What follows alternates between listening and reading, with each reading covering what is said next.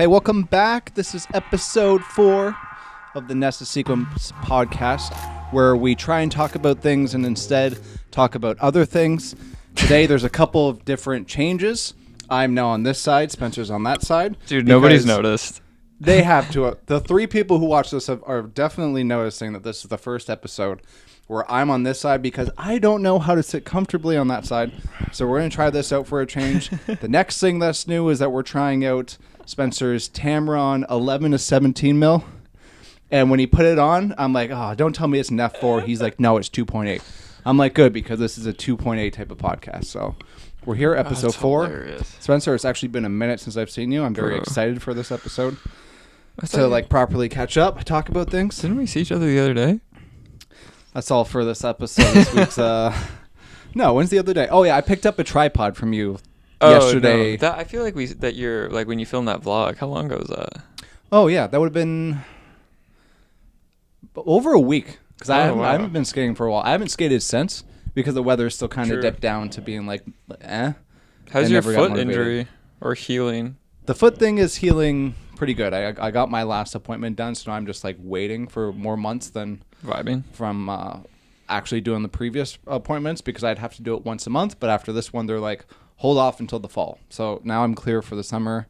Looks like it's healing good, which is good because I wanted to get that sorted out in the winter so that I can skate this summer, which we're super excited about. We've been talking a bit about before we pressed record about the vibes for the summer in terms of skating. Big time. And that my problem that I've run into the past couple of summers skating is that I bring my C200 and a fisheye and a huge backpack. Sick for quality, but for quality, not for fun. And this last session that we had, street skating, a couple weekends ago, great time. It was a good first session of the weekend. It was great. It was my final straw of just being like, I'm really just cruising. We're clocking kilometers here, just cruising through the city. Yeah. And my back at the end of that, man, turning 30. But my back at the end of that, I'm like, I'm over it. So I'm going to figure out how to rig up my B-Cam, which is the Lumix GH5, because I already do have a fisheye for that. I just don't really have a good like handle and road mic or shotgun mic. So a couple of investments for the summer that I want to do just so that I don't have to rock the A-Cam, the heavy A-Cam that I have. Yeah, God forbid something happens to it too. I know that, yeah, for sure. And then all of our dad cams that we have. I'll put that picture up right now. Our friend Gianni also got a dad cam, so we took a picture of all 3 of ours, which is jokes. So stoked for the summer and skating, the vibes of just dad cam footage, just kind of keep it more chill and like relaxed versus just like a production. Yeah. Which I usually did, but after making like the 2 films, what do you call them? Yeah. 2 full lengths in a sense, using the C200, I'm over it. Yeah. Let's keep it chill. So keep it light, keep it easy, keep it breezy. Let the people know we're out in the streets. But super low key without the C200 here. Yeah, but we're back. 3 minutes in. What are you looking forward to for this spring? Now that the weather's like turning. We probably got one more week, but in Toronto, it's like finally turning. I'm excited for my routine that I like to come back. And I did just post a vlog that kind of did talk about that routine. And that was like the one kind of off day. You know, early spring, you still get like a lot of the bad days, but there's that one really nice day that you want to take like the most of. So last summer I really enjoyed because like the routine really felt like a routine in the best way possible, where like you stay consistent with it and you build like those habits and routines. And for me, it was always like on a good weather day, go out and skate in between like 12 and 2-ish on days that I can. Because what I hate the most is that like you're sitting at your computer at 1 or 2 o'clock in the afternoon and you look out the window and you're like, why am I not outside right now? This is so nice out. But if I can get that as like my lunch break, my workout, my cardio, my physical activity, then when 2, 3, 4 hits and I'm already back home and working, I can focus on work and not have to think to myself, I just want to be outside right now. Yeah. So I'm excited for summer for many other reasons than that. All the events, I'm sure that will be coming up in Toronto. But yeah, for me, it's really just like routine. Get back and more work. Me doing lots of stuff in the car industry. There's always like those like parts of certain seasons where things are still in pre-production and sit in pre-production for a while. Right. And then once the nicer weather comes, it just makes more sense to film those things outside while it's nice. Yeah. Because when we do those things in November, we're just like, why are we doing this right now? Yeah. Everything looks gross. Yeah. All the leaves are gone. Totally. Everything's gray. And so we're trying to show off this really nice car, but the scenery and the vibes. Yeah, there's like no other colors. There's no vibes. Yeah. So, That's yeah. crazy. yeah, should be a good summer. What have you been up to for past little bit? Plugging away at work. You're walked to your desk right now. You're going on shoots. What's going on? I'm realizing as you're saying that like I have been busy, but I also like don't like the word routine. Or like don't like the connotation with the word routine. I don't know if that's the right way to say it. I think I know where you're going with that, though. Yeah, like I very much am driven, and like deadlines mean a lot to me.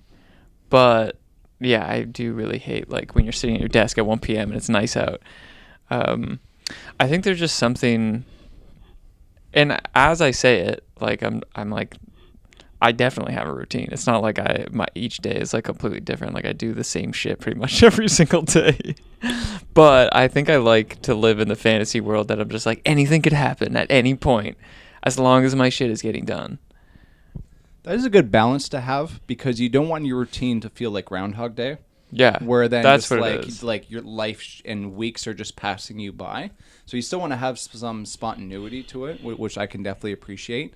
I think in terms of routine, I like to just think about productivity and efficiency. Totally. And that type of thing of just it is not to wake up and being like, how do I want to approach my day? Totally. And then just think about that and let that like stop it's such you. a waste of time already. So already have a game plan of like knowing that like, okay, like I have all these like quick boring tasks to do. Like I made my to-do list the night before. I'm going to wake up and right away get at it. Yeah. Like feel productive, feel good, morning, let's get it going.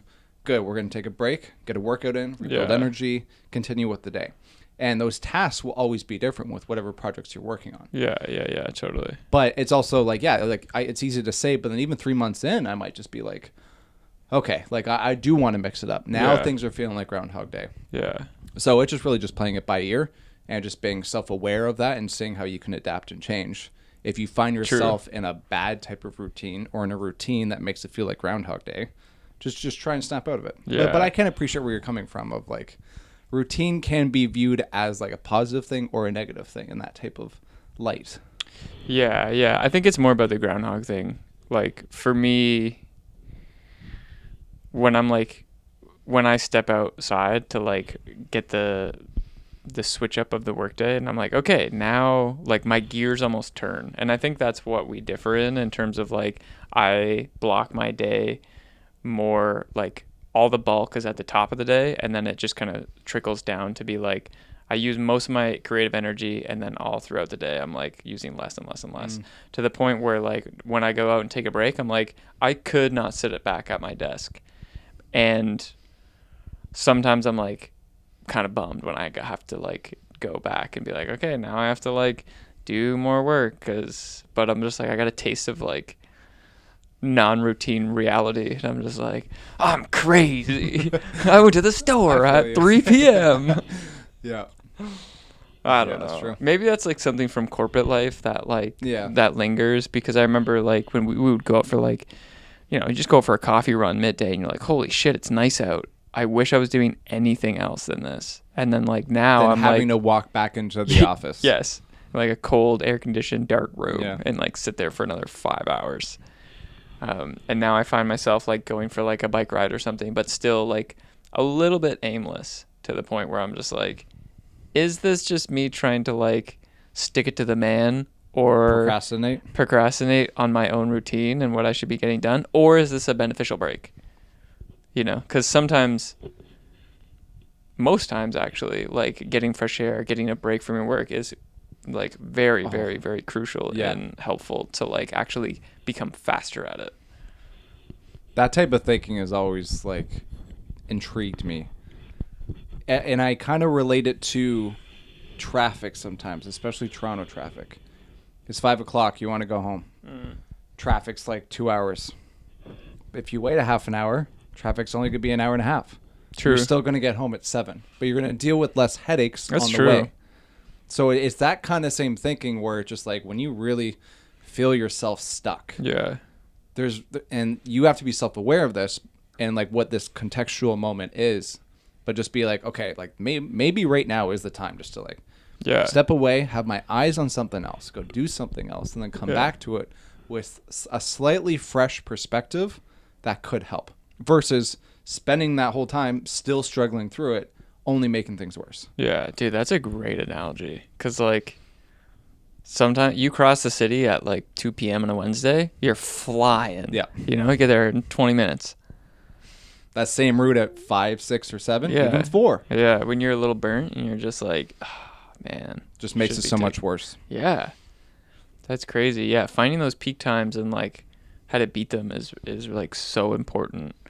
And I think that's... You really get that ability, and I'm thankful for that as a freelancer. Yeah. Because, for like large portions of the day, for like the work day, quote unquote, I'm not working. You know. Me neither. And this is something I've always been self-aware about, even starting freelancing. It's just being like, yay, like we can just screw off at 2:00 on a Tuesday and do whatever. But for me, it's always deadlines are deadlines. Yeah. So that still means that I'm working at 11 p.m. that night. Yeah. Now, the balance of all of this is you still have to be somewhat available in between your clients' working hours to like still be responsive to emails or whatever.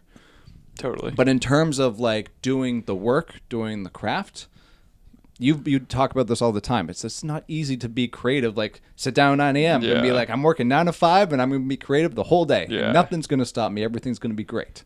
Nothing's going to stop me. But deadlines have to be deadlines to be successful as a freelancer or like having your own type of freelancing business. Like it's always just that balance of it. Yeah, there definitely is seasons that I'm just like, the next week I'm just sitting in traffic and I know that I'm going to be sitting in traffic, you know, and it's just like, I'll get there, and I just have to accept That's it. literally me every time I have a shoot in Mississauga, because all my shoots in Mississauga will be a full day shoot, and we'll finish at 4, 5, or 6. Wow. And trying to get back to the east end of Toronto from Mississauga, it always sucks. But you just you know what's coming, so it's not that like you're like, well, okay, I know it's gonna be there, and so it's gonna suck, but that's way better than just like not anticipating it. Look at maps and you're like, what do you mean it's going to take an hour and 20 minutes to get home? True. Took me 40 minutes to get here at 6:15 to set up. Yeah, true. Dang. We're talking about shoots. This is something that I want to talk about, and I don't know where I want to go with this. I think it's just something that's really interesting in our professions.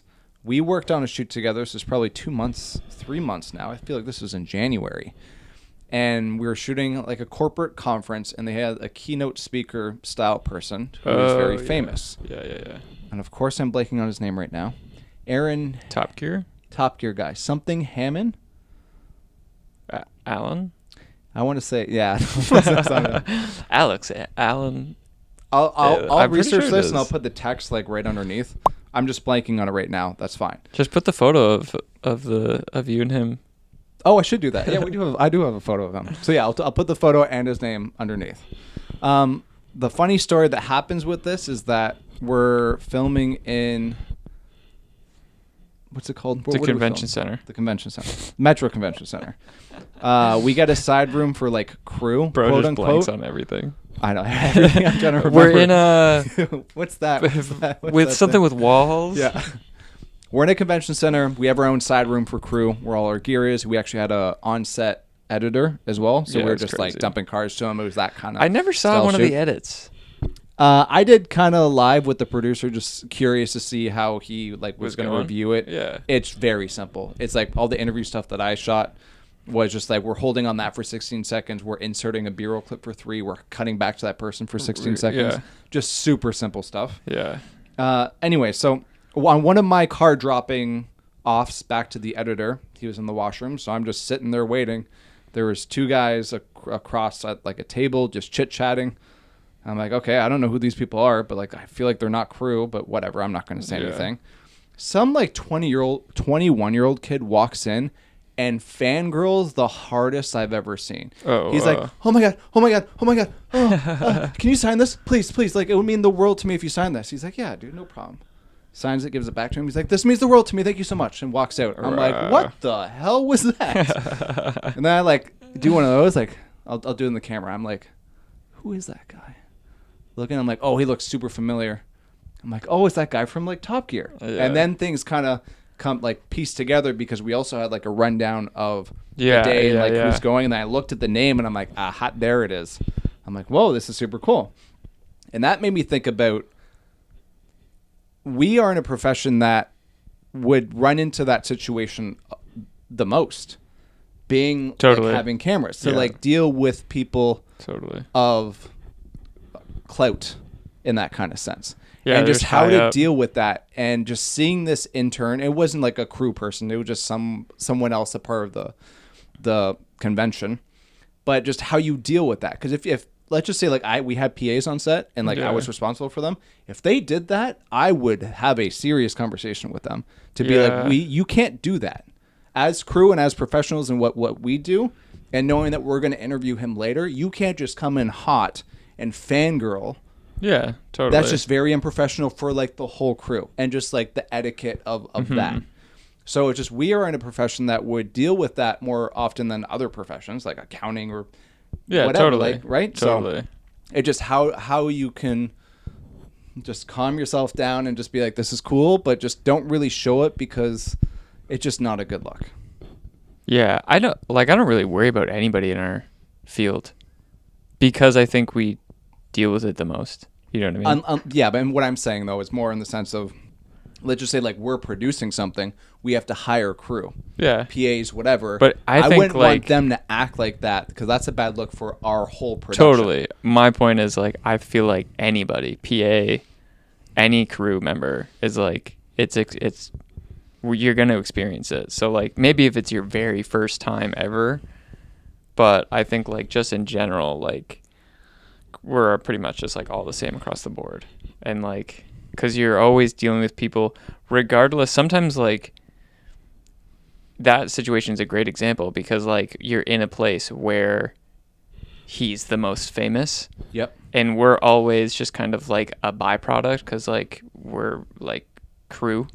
So like you could be in totally different scenarios where there's just like people with a lot of pull, famous people, celebrities in that specific niche, and I'm just like, I have no idea who you are, but everybody here is really respects you and loves you.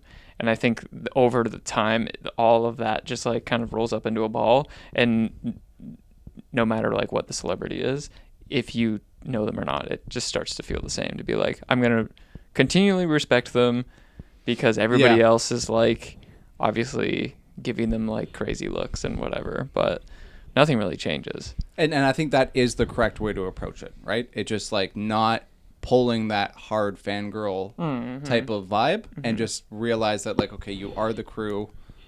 You're probably the group of people who for sure shouldn't be fangirling. Everybody who's a part of that conference should be fangirling because they're coming to the Yeah. conference to get excited for that keynote speaker who is like has clout in that industry. So Yeah. like things are very excited, and like you're allowed to. It is proper for you to. Yeah. But I don't know, just for me as a crew, knowing that we were going to film him later, he's already dealing with all this attention. So Yeah. I think for him, he'd like to Yeah. have that break of just being like, okay, like, and at least I get to deal with a professional crew who's going to be like having cameras on my face. Yeah. I just thought it was interesting just to see real time and just realize that like we are in a profession that would have the most access to those type of situations. And it's funny just how like you start the day off being like, all right, just a conference, should be like an easy shoot, super Yeah. chill. Totally. And it's like, whoa, this is kind of like random and cool, and like whoa, like I didn't expect this today. Yeah, true. Yeah. But then you kind of should, in the sense of like, we are in the profession where something like that were to happen, and you would maybe be booked on a shoot in the future where you don't think that's going to happen, but then it might. So just make sure that you're not going to fangirl, because you want to look as professional as possible with maybe like in front of your client, the person who hired you to do the thing. Yeah. You don't want to like just like the optics and the etiquette of it, where you don't want to like look unprofessional in that situation. Yeah, I think the flip side of that is like everybody's just a human being. Yeah. Like it's kind of like a like double-edged sword here, because like at the end of the day, yeah, everyone's just human, no matter how big of a celebrity you are, but at the same time, like working on this side of things, it's like treat everybody as they're the celebrity, you know what I mean? So like I've been in, I feel like a handful of situations where I'm like, I am so unaware of the status of this person, but you just have to treat them like they are, you know, because I'm like, I can guess that they have a high status. I don't know who in the room has the high status, but somebody here is like, you know, super respected in this niche. So I think it's just like a good rule of thumb to like, everybody is human. Everyone's like just literally a person, but treat everybody as best you can up there, because that'll give you the best optics. Yeah, exactly. No, I love that. And I think that's also like an insight into like Hollywood too, in a sense of just like, even if you were to run into somebody who's like super famous, just like, just be, they are a human being. Yeah. They're just a normal person if you And really like, think about it. yeah, you just don't know who has pull, man. Like you could just be like, this person's nobody. And Yeah. you're just like, And next you know they are somebody, but you didn't know that niche, then that person was like a rock star in that niche. And you were like roughhousing them while putting a lav on. Yeah. You could have been like way more nice. Like, can I just put this in your suit jacket? You mind if I just run this up your shirt while I touch your chest? That's a nice tie you got there. Oh, yeah. Very interesting. What else do we have on our notes here? What's in the Telegraph? What's in the Telegraph? Oh, you wrote something down. Do you even want to retire? Do you want to touch on that? Oh, shit. Did I? Yeah.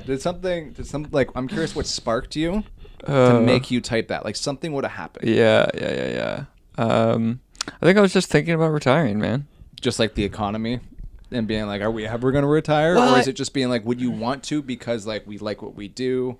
Is there a path to retire in this, or is it just, do you just slow down and just do only the things that you're like extremely passionate about? Yeah, like I think what I was more so thinking about was like, obviously I don't want to be working for like clients, but I think I would be wanting to generate some sort of income from a hobby, aka like making videos, you know, like in some sort of fashion that like helps people and that like makes some sort of money and gives me drive, you know, to like continually do that. Whether that's like having like a hobby farm and filming it, or like, you know, I don't know what that looks like, but I think I was just thinking about like, yeah, like what is the afterlife of like a filmmaker? Because like, I mean, I'm sure some people are like putting away 401ks, but like that's not me, you know. I'm out here just like making rent. You know. You invest a bit. I feel like we both kind of invest a bit. Yeah, so but like we're putting some pieces in place, but still, it's not enough to be mathematically calculated to be like, I'm going to retire at 43 if I'm on this path. Versus and being like, so what do I do at 43 to the rest of my life? Yes. No. So it's just like, we're still living, and we're still living in a world where it's very like service creative based. Yeah. And it just like, is there a day or a time where somehow that fizzles out and you can call that retirement from being a professional filmmaker, videographer, cinematographer, whatever, in whatever lane or niche that you're in, but then still make an income from like a hobby, like some type of channel, a platform that you can monetize, but it's only strictly based off of just like a lifestyle thing that you're doing now, like whether it's a farm or whatever, the million things that can be in this world. Yeah. That's a very interesting thing to think about, of just like, how would you try and land that plane of retirement versus like a normal person who just like gets to 65 at a job, being like retirement party, where it is 100 to 0. Yeah. And like, I don't know, maybe they do have side hustles or hobbies or whatever, but it's different than how we would as creative freelancer style people to try and like land that plane more softly versus just like last day of work, we're done. Yeah, for real. Very interesting. For real, yeah. I If you have any notes or any suggestions on this, leave it in the comments. Or want to start a GoFundMe for me to donate to my retirement. Or investments. For as little as $1 a day. Oh. For the rest of my life. Let's do the calculations here. Monday, Tuesday, Wednesday. No, I do like that thinking. Yeah, might I don't push you to know. write that note. It's Because very we don't interesting to have talk like about. a 65. We turned 65, and No, and I think that could even be a blanket statement now for millennials continuing to True. live and grow. And next thing you know, it's 2050, and who knows what the world's going to look like, the economy's going to look like all that kind of stuff. Like how does that look? Yeah. So I'm just making TikToks. I'm like 65. I would love to see that. Please, let's make that happen. I have like carpal tunnel, and I'm just like Q, W, E. I can't make the cuts. All right, we're at 25 minutes here. I think I had one more thing we can talk about. What do you We wanna had a talk about? conversation talking about YouTube algorithms. Oh, And that yeah. sounds heavy, but I think we can kind of like brush through it. No, a bit that must have been the quickly. last time I saw you. Yeah, we were talking about that. But what was I doing? Did I just stop by? Well, to yeah, we say- just had a barbecue. Oh, that's right, a barbecue Yeah. dinner. That was fun. And we were talking about that. And you had a really cool insight about that. And I don't know if we know for sure that that's still how YouTube is now. Yeah, true. Facts. So just want to clarify that. But I feel like at some point it was a thing. So it's still Yeah. cool to like know about and hear. So do you want to kind of touch on that? You know what I'm talking I about, don't right? really remember what we were talking about. I think it was talking about when you first start a channel within the first Oh, X right. amount of Right, people. right. All right, you can continue from here then. Yeah.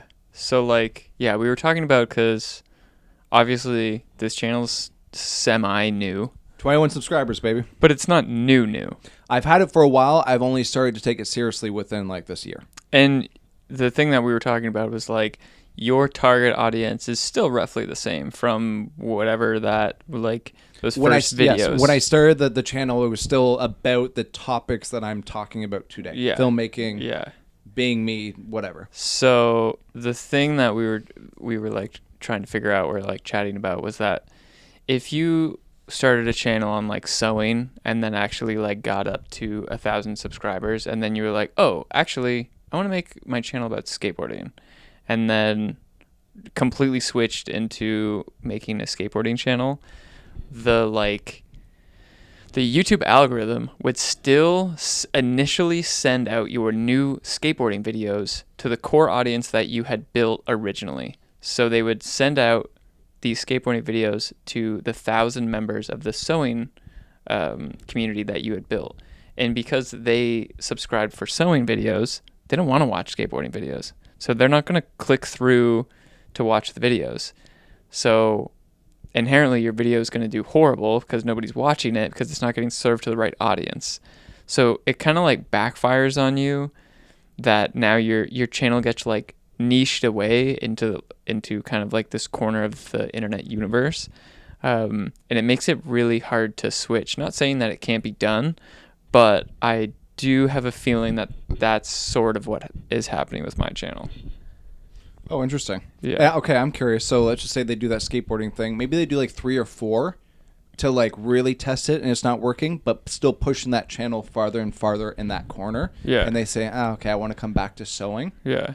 Does that still keep it there for a bit and like has to take time to get back to whatever the norm was?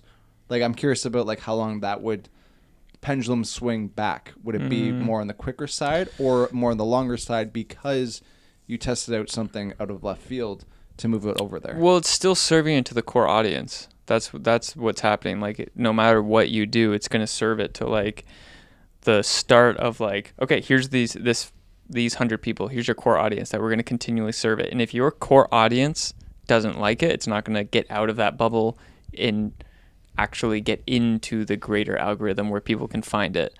So it's like these people matter so much, and because they're so influential at the starting, like, I don't know, it kind of sucks because like you're like, anybody subscribe to me, like I want all the subscribers, but like actually at the beginning it's like, no, actually I only want who's interested in these topics here, and if you're not interested, please don't hit subscribe because I won't be able to grow. For sure.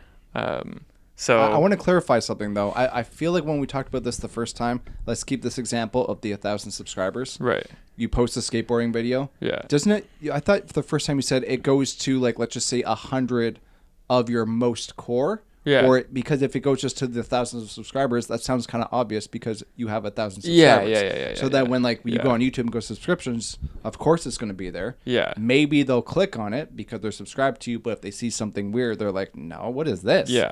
Yeah. So I thought, and I could be wrong. So clarify for me. Yeah. But was it that it was just more like YouTube sees it's something different? Okay, that's interesting. Let's only target these 100 of the 1,000 people or percentage Yeah, of the yeah, 1,000 yeah, people yeah. to test it? Or are you saying it still just goes to the 1,000 people? It must be a percentage. Look, I don't know. Okay. I don't know the ins and outs. I just know that there is a core audience, and I'm using the like 1,000 because it's just like a base number. Yeah, for sure. But it could, add 1,000 subscribers, only serve it to the 100. It just makes the most sense to be able to play a domino effect. To be like, oh, okay, the people who subscribed first, all 5 of them watched it. Serve it to 50. Okay, all 50 of them watched it. Serve it to 100. Okay, all of those people watched it, and it just keeps like Momentum. until it gets into like, okay, the click-through rate's actually really good. Serve it to the greater like internet audience, and then put it on the homepage. You know what I mean? Like that's how the trajectory would happen. But if I make a skateboarding video and my first 1,000 people subscribe for Premiere editing tutorials, they're just like, I don't even know who that is. I don't want to watch this video. Yeah. And then it serves it to like 5, 10, 15 people, call it 100 people. Nobody watches it, cans the video. Yeah.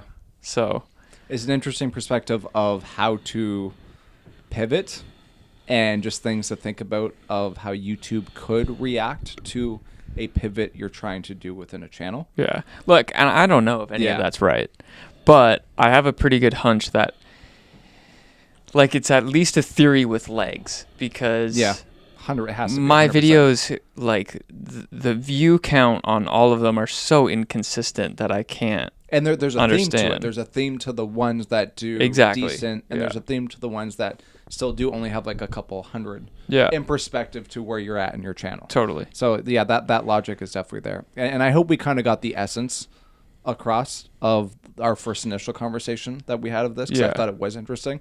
I think we hit on all those points. So. Yeah. Dude, how hard is thumbnails? How hard is making Oh, thumbnails? The one thing I probably learned the most through these past couple of months of really taking this YouTube seriously. Yeah. And they're still trash. I can be honest with you. Yeah. It's funny. I've gotten one comment. It was a video of how I got my start in the car industry. Cool. And I didn't change that thumbnail because I thought it was funny. Right. But the one comment on that is being like, "Oh, cool video, but your thumbnail is the worst I've ever seen." That was literally the comment. The one comment I have on that video.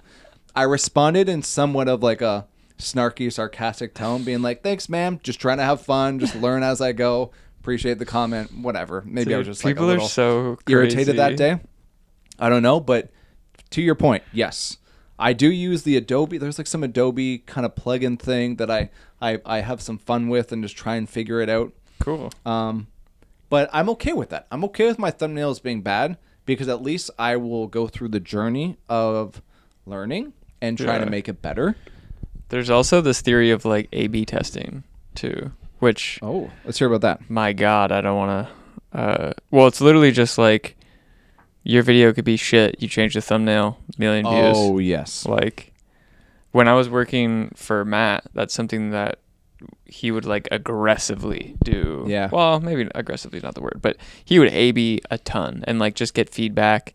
There's like plugins for like Chrome and stuff that you can do to see like which thumbnail is performing better. And I'm just like, I just take a screen grab from my video. Yeah. Like, No, if you like, for serious YouTubers like Matt, that it makes a lot of sense to take that seriously Yeah. because that is one of those variables that will make or break the success of a YouTube upload. Like Yeah. 100%. And It's you can even just like look crazy. inward and realize when you're on YouTube and you're scrolling and scrolling, what do I want to watch next, whatever. Title thumbnail. It's like that's the sell. Yeah. That's like the only thing you have to really get them to click through to watch something that you probably put hours into. Yeah. So why would you not take that seriously? Like you kind of have to take that seriously. It's something, and during Kingdom of Iron days, something that we also took seriously. Not on a analytics level, but something where we're like, You thought about it. You have to put some effort into it, not just being like, oh, this frame right here, cool. Yeah. Post it, no editing, no text, no nothing, just Yeah. that frame. Yeah. Sometimes that works depending on the creative of the video and the title itself. Yeah. To make sure it pairs and feels authentic to whatever it is. But you can't just not put effort into that. Yeah. Because you're kind of shooting yourself in the foot. You put so much effort into everything else. And this is where you're going to blow it. That this kind of the stage where it matters to like actually get click-throughs. Yeah. Is a very interesting concept. There's a ton of info out there that says like don't even begin a video unless you have your title and thumbnail like locked and loaded. And I'm just like, that's crazy. I actually worked on scripting one today where that kind of like it was an easy one to script because it was something it was a part of my life.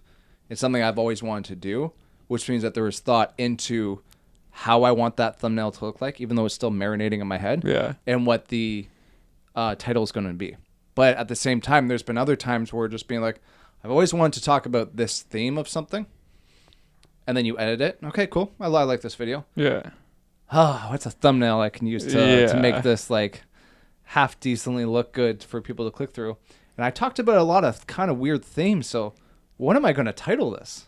Yeah, true. Like one of my last videos was, I think I titled it like avoiding post-production headaches. Yeah. Which I'm like, I don't know. It's not the best title, but that's the best. It's kind of words. catchy though. Yeah. That's the best words to use to describe like what you're everywhere talking about. I went in that video. Yeah. Yeah. Yeah. And sometimes that's just like, that makes the most sense.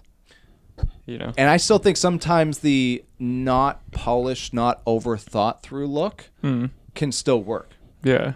Because you can still have like a part of an audience to be like, I just want to watch something that's real and not just like super produced in every aspect. Yeah. Whether it is the thumbnail and the title and the strategy and the video content itself and the editing. Mm-hmm. I want to watch something because whatever topic that is and whatever words you use doesn't matter, but whatever topic that was is something I want to just like watch. It doesn't matter that the thing that hooked me wasn't the thumbnail or the flow and rhythm of how the title sounded or looked. It was just the word of this thing that I'm just like, oh, I kind of want to like learn about that or watch this because of this theme, this word. Yeah. Yeah, you're right. You're right. All right, we're going to wrap this up. We are also going to try something new. We're doing our own version of a rapid fire. Half of these are going to be skateboarding related. Going to kind of take a page out of the bunt. Here, our boys at the bunt. Let's go. Kind of some like filmmaking stuff and just some like general fun life stuff. All right, hit me. We're gonna start right into this. Everyone's favorites, the illegal trick of the week. And I'm going to kind of blindside you here. Legal trick of the week. Illegal trick of the week. I'm going to go first just so you have a second to think about it. Fakie no slide back to fakie. What is the point? You're doing a line, right? You're going ledge to ledge. You're going fakie no slide. Just a nice little simple fakie no slide. But you bring it back to fakie. Dude, that's actually kind of probably hard. No, don't say that. It's unnecessary. Fakie. So what's the point? You're going fakie quickly pushing your nose into a ledge and then back to fakie. And then going back to fakie. Yeah, I don't know. I don't find it tasteful. I find it a lack of creativity where if you wanted to do something that you go like fakie back to fakie, there's a bunch of other things that you could do to make it a bit more stylish.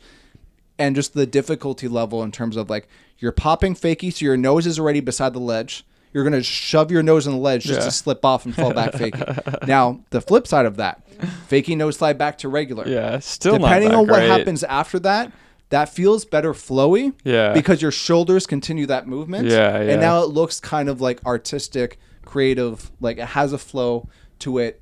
And like you can create some style with that trick. Yeah. Depending on the spot, depending on all those variables how long that you sit in skateboarding it. is. Yeah. But that's why I'm saying that, because it's such a difference. Half cab nose slide back to regs, although simple, you're like, okay, cool, but what's coming next? Yeah. Like you can accept it. Half cab nose slide back to fakie, just like, but didn't need that. You're still fakie, so what are you actually trying to do? Yeah, you know what I mean? True. So that's my little rant. Hopefully True. during that, while you're listening to me, you can still think about something. Curious about what your skateboarding illegal trick of the week is.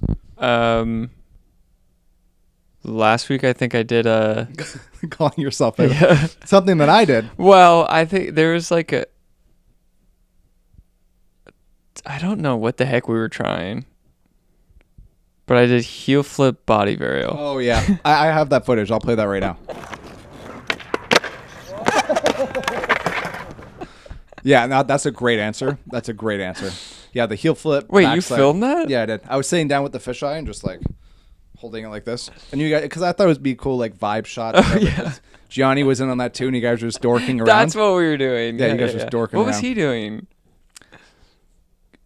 I want to say like fakey flip sex change or something like that. Yeah, we were I could be trying. wrong. We were also trying fakey ollie sex change. That could be kind of sick. No, Depending on the no. spot. We in were terms trying of illegal tricks. But No, we were yeah. trying ollie north sex change. That's what we were trying. Both illegal. Next question. We're trying to keep this rapid fire. Man, I even told myself, I'm like, let's keep it rapid. Here I am going on a tangent about why. Trying to keep it rapid just sits in the fire. Yeah. Okay, best trick that we saw of the week. Do you need some time to think about it? I can go first. Oh no, yeah, I have one. You can go first. Okay, mine would be Deshaun Jordan on SLS. He did a fakey flip, but the steez and the catch is unlike I've ever seen. Shifted it. Shifted it like backward, like behind him. Did you watch? Super sick. Is this on Gifted Hater stream or what? You just I watched it? some of it, but it got shut down. Oh, I damn. clicked on. I don't know if you were. I was gonna hit you up No, too, being I like, "Yo, didn't. do you see this?"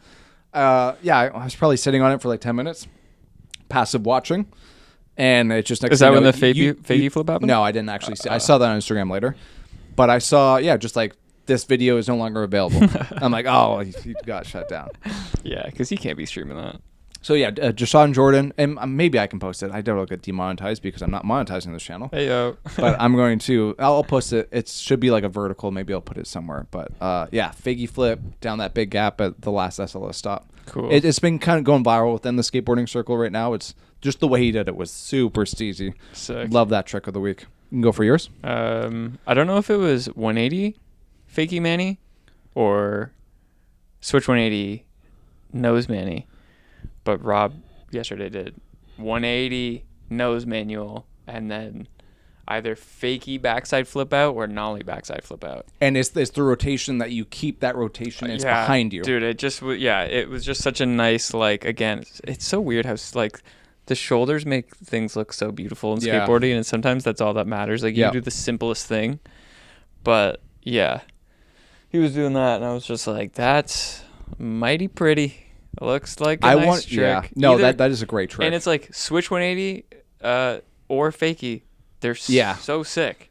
Yeah, 100%. That's definitely one of those type of combo tricks where whether it was switch or regular, Yeah. the exact same type of satisfyingness Yeah. of just being like a wicked trick. Yeah, totally. Yeah, very love that answer. Okay, taking it back away from skateboarding now. That was a fun little Lame. our skateboarding segment. We're gonna go editing tip of the week, and I want to be flexible here. Maybe for me, I'll keep it more of like a shooting tip of the week. You can do editing tip of the week. Maybe we do opposites. Maybe I do the editing, you do the shooting. I'll give you some time to think about it. I'll go record. first. My big thing, Remember to hit record. close to that, always dual record. Oh, that shit. is my tip of the week. Always dual record. Bro, I never When dual record. when you're in this profession, you deal with big clients. The stakes are up there. Don't blow it. Yeah, true. I should definitely Just dual do record. both. Like it's there's like no extra effort, and it will But save your ass. SD card space.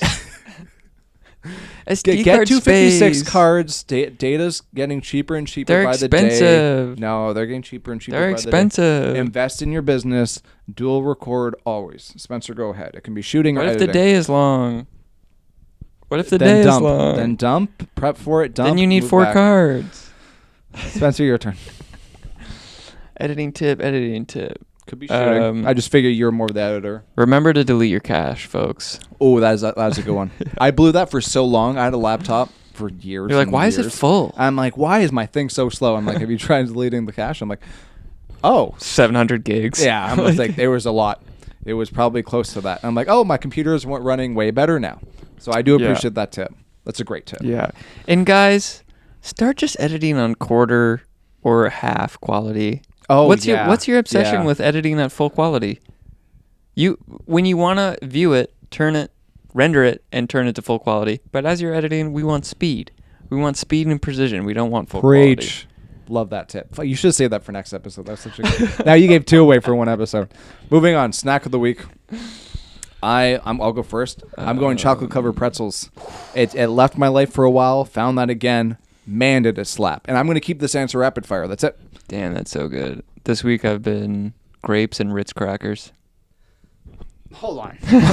Not together. Okay. Now that of course was my next question. It could be good together. I feel like you just need like a piece of cheese in between. Ritz cracker, cheese, grape. You give yourself a cute little. Separate snacks. Separate snacks.